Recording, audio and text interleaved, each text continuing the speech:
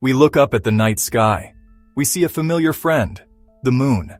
It has guided travelers for millennia. It has inspired poets.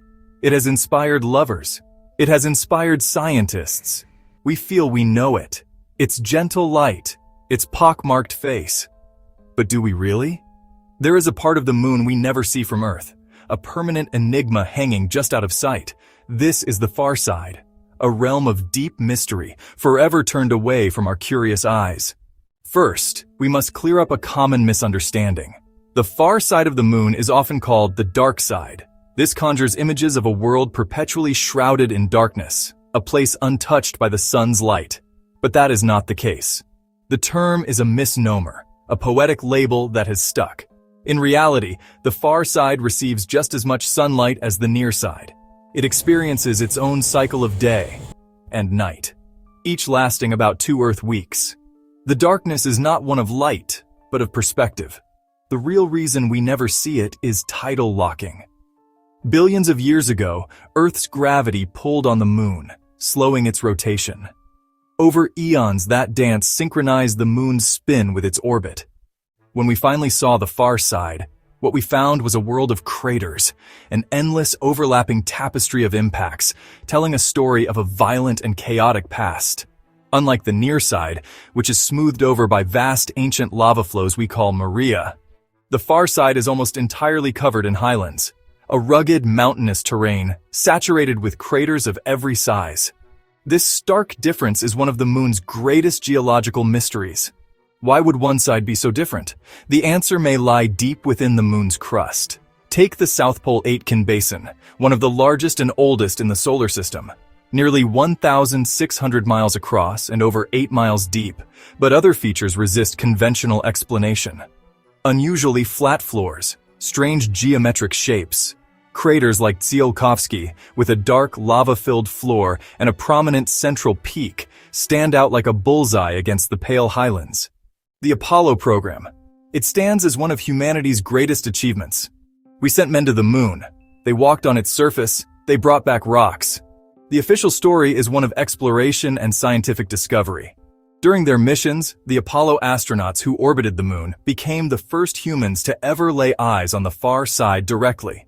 As their command modules passed behind the moon, they experienced a period of total communication blackout with Earth. For about 45 minutes on each orbit, they were alone, utterly and completely. The astronauts of Apollo 10, while orbiting the far side months before the first landing, reported hearing strange outer space-type music in their headsets. The sounds were so bizarre that the astronauts debated whether they should even report them to mission control. For years, the transcripts containing this conversation remained classified, only adding to the mystery. The idea is compelling. It whispers from the fringes of the internet and in the pages of speculative books. The idea that we are not alone, and the proof is hiding on the one place we can't easily look, the far side of the moon. Widespread rumors and elaborate theories claim that NASA, during the Apollo missions and with subsequent probes, discovered irrefutable evidence of an extraterrestrial presence. The most persistent of these theories involves the existence of secret bases. Not ours, but theirs. Proponents point to certain anomalous images from lunar orbiters. They see structures that appear to have geometric regularity, towers, dishes, entrances to vast underground facilities. They argue that the moon's far side would be the perfect observation post for an alien civilization wishing to study Earth without being easily detected. These whistleblowers and independent researchers argue that NASA deliberately scrubs, blurs, and obscures these objects in the publicly released versions of their photographs. Much of what is presented can be dismissed by scientists as tricks of light and shadow, pareidolia, or low-resolution image artifacts. Yet, the whispers persist. They are fueled by a deep-seated distrust of official narratives and a powerful desire to believe that we are part of a much larger, more fantastic cosmic story. So, what do we actually know for sure? NASA has released a vast archive from lunar missions, hundreds of thousands of photographs from the Lunar Reconnaissance Orbiter, full audio transcripts, Apollo video footage, geological maps, topographical data, scientific papers on lunar soil composition. On the surface, it seems like an open book. Scientists use this public data to build their understanding. However, what is missing fuels conspiracy. There are gaps in the record. Apollo 10 tapes with the space music were classified for decades. 2 minutes of missing Apollo 11 communication remain unexplained. Critics say high volume doesn't mean high quality. Original high-resolution photos are often hard to access. Classification is an issue. Protecting proprietary technology. National security concerns during the Cold War. But, to a suspicious mind, classified files equal a cover-up. What could be so sensitive about moon rocks and old photos? Blacked-out documents become a canvas for any theory. Let's compare the two competing narratives.